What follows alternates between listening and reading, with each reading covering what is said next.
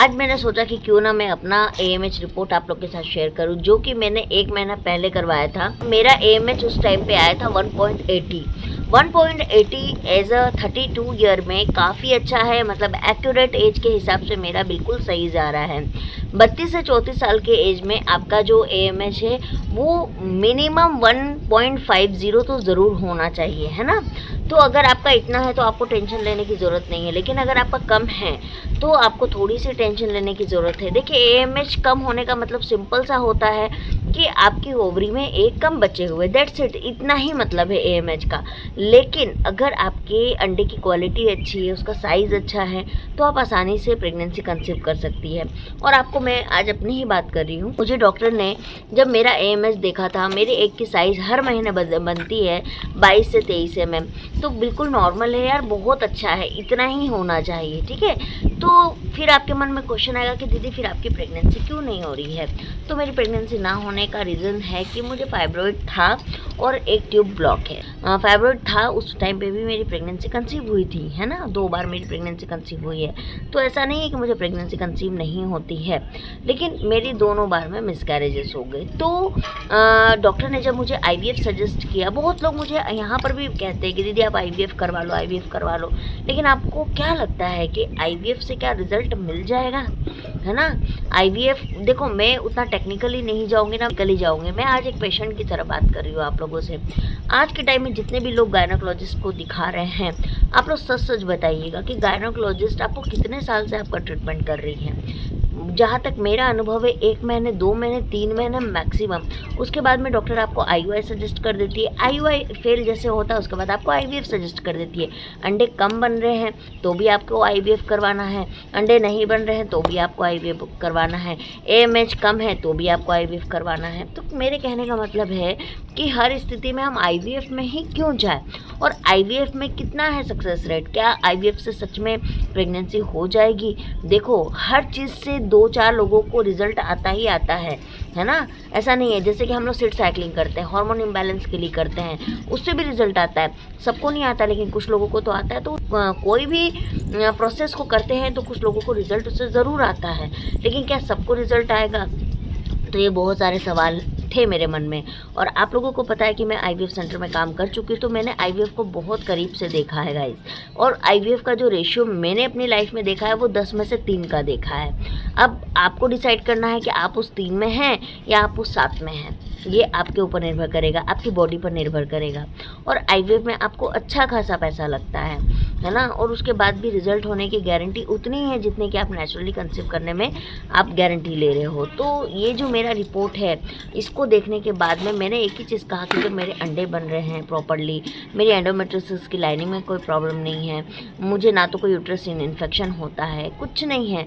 Tube block is the normal. आज की date में आप जितने भी फीमेल से पूछोगे ना, आपको कोई 2 ट्यूब ब्लॉक बताएगा, कोई 1 ट्यूब ब्लॉक बताएगा, लेकिन बताएगा ही। इट्स अ नॉर्मल थिंग कि आज के टाइम में ये सारी समस्या होती है। तो आप लोग इतना ज़्यादा ओवर रिएक्ट मत करो। कुछ लोगों का दिमाग में, कुछ लोगों की दिमाग में एक क्वेश्चन रहता है कि दीदी हमारी एज हो रही है तो एमएच कम होते जा रहा है, क्या पता हमको प्रेगनेंसी होगी कि नहीं होगी। बिल्कुल सही क्वेश्चन है, बहुत अच्छा क्वेश्चन है।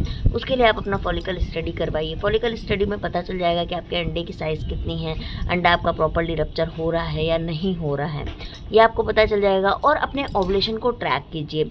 ओवुलेशन से रिलेटेड भी क्वेश्चन आते हैं कि दीदी ओवुलेशन के समय में कैसे ट्रैक करेंगे। तो देखिए, इसकी किट मिलती है, मैं लिंक आपको डिस्क्रिप्शन में दे दूँगी, आप उसको जाके परचेस कर लीजिएगा। उस किट को आप टेस्ट कीजिए ओवुलेशन के टाइम में, और ओवुलेशन में अगर डबल लाइन आ रही है तो दैट मीन्स कि आपका ओवुलेशन का पीरियड चल रहा है। ये जो ओवुलेशन स्टार्ट होने का प्रोसेस होता है उस दिन से 2 दिन पहले से, और ओवुलेशन ख़त्म होने के 2 दिन बाद तक आपको आपके पार्टनर के साथ इंटीमेट होना है, हर अल्टरनेट डेज में, है ना। आपको होना है, जो कि मोस्ट प्रोबेबली चांस होता है कि उस टाइम पे कंसीव हो जाएगा।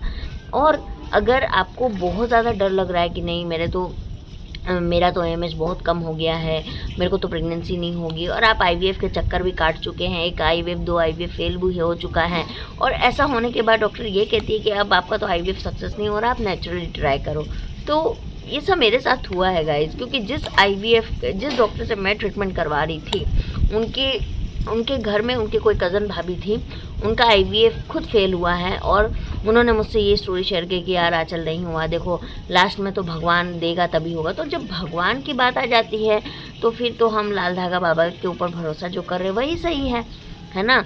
आज मुझे किसी ने कमेंट किया लाल धागा बाबा के मेडिसिन के ऊपर में कि मुझे ये मेडिसिन को लेने से प्रॉब्लम हुई, तो मैं उनको एक चीज़ बोलूँगी, जितने लोग मुझे यहाँ के ये कमेंट कर रहे हैं कि मुझे ना वर्बली मत बोलिए, आप मुझे इसका प्रूफ दे दीजिए कि आपको उससे सच में प्रॉब्लम हुई है। अगर प्रॉब्लम हुई है तो ठीक है, लोगों को बताया जाएगा। और एक चीज़ है कि कोई भी मेडिसिन जब हम लेते हैं ना तो 100% हर किसी को सूट कर जाए ज़रूरी नहीं होता है ना।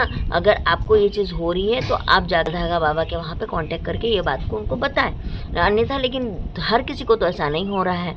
बहुत लोगों को तो रिजल्ट आ रहा है, मेरी आंखों के सामने मेरे खुद के सब्सक्राइबर अभी तक 15-16 लोगों को रिजल्ट आ चुका है। तो इस बात को तो मैं मानती नहीं। खैर मैं उधर कहाँ चलेगी, तो मैं IVF की ही बात कर रही थी। तो IVF अगर आपको करवाना है तो आपको सबसे पहले ध्यान ये रखना है कि आप अपने सारे टेस्ट को प्रॉपर्ली पहले करवा लीजिए। और सारी टेस्ट को करवाने के बाद में अगर आपको लगता है कि नहीं आपके पास चांस है कि आप नेचुरली कंसीव कर सकती हैं, तो मैं तो कहूँगी कि नेचुरली ही ट्राई कीजिए।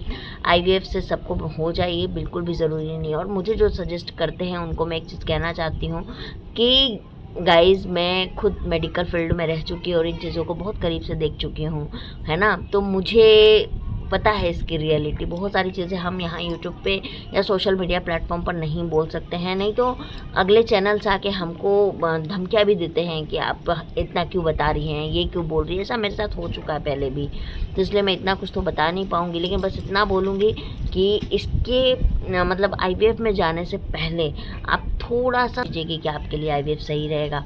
और दूसरी चीज़ है, अगर आपका AMH बहुत स्पीडली घट रहा है तो पहले HK वाइटल का जो है ये आयरन और फॉलिक एसिड की टैबलेट्स है और ये है विटामिन D3 की।